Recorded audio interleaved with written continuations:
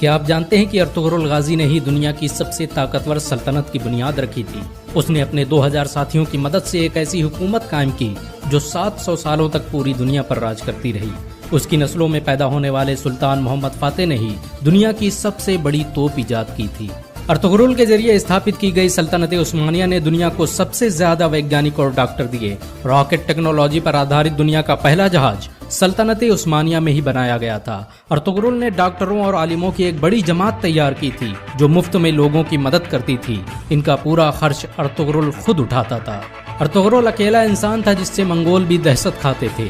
13वीं सदी ईस्वी में जब मंगोलों ने मुसलमानों के सारे बड़े शहर तबाह कर दिए तो अर्तुगरुल ने सोगूत में दुनिया की सबसे ताकतवर सल्तनत की बुनियाद रखी। अर्तुगरुल काई कबीले के मशहूर शासक सुलेमान शाह का बेटा था। सुलेमान शाह ओगोज की नस्लों से थे जिन्होंने चीन से भागकर ईरान और शाम में पनाह ली थी। आपको ये जानकर हैरानी होगी कि चीन में आज जिन उइगर मुसलमानों पर जुल्म हो रहा है वो ओगोज की नस्लों और अर्तुगरुल के खानदान से ताल्लुक रखते हैं। बहुत कम लोग जानते हैं कि अर्तुगरुल गाजी ने कुरान को अपना संविधान बनाया था। उसकी हुकूमत में सूद और ब्याज के इस्तेमाल पर सख्त मनाही थी। यहाँ तक कि यहूदी और ईसाई भी इस्लामी कानून के मुताबिक तिजारत करते थे। अर्तुगरुल जब अनातोलिया में दाखिल हुआ तो सलीबियों ने मुसलमानों के खिलाफ जंग छेड़ रखी थी। दूसरी तरफ मंगोल बगदाद के 10 लाख मुसलमानों का कत्ल कर चुके थे। लेकिन अर्तुगरुल के आने के बाद अचानक अनातोलिया समेत विश्व का नक्शा ही बदल गया। अर्तुगरुल की शुजाअत और हिम्मत से दुश्मन भी कांपते थे। उसने अपने चंद साथियों की मदद से चंगेज खान की फौजों को घुटने टेकने पर मजबूर कर दिया।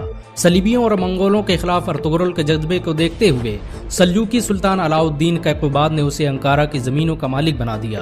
अर्तुगरुल कुरान के बनाए उसूलों के मुताबिक हुकूमत करता था। उसकी नजर में सब बराबर थे। यही वजह है कि उससे प्रभावित होकर बहुत से लोग मुसलमान बन गए। चंगेज खान के सिपाहसालार और सलीबी कमांडरों ने भी अर्तुगरुल के हाथों इस्लाम कबूल कर लिया। अनातोलिया की सरहदों में आकर अर्तुगरुल ने सबसे पहले सोगूत का किला फतह किया। ये वही किला था जहां पर हजारों मुसलमान कत्ल किए गए थे।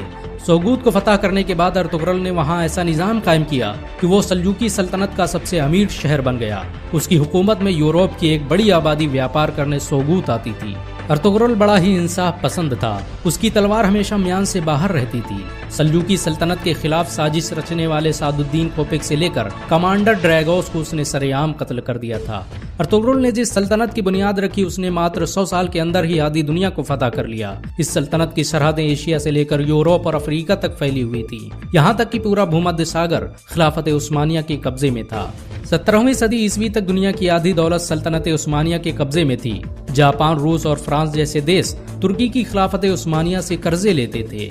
यह सल्तनत इतनी बड़ी थी कि जब इसका अंत हुआ तो 42 नए देशों का निर्माण हुआ। आपको ये जानकर शायद हैरानी हो कि अर्तुगरुल का खानदान दुनिया में सबसे लंबे समय तक हुकूमत करने वाला खानदान है।